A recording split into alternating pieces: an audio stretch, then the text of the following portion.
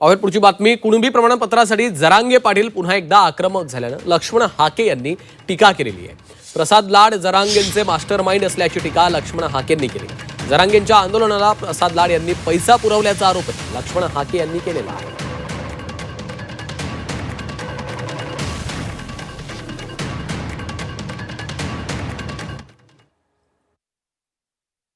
प्रसाद लाड हाच खरा रिश्वतखोर माणूस आहे.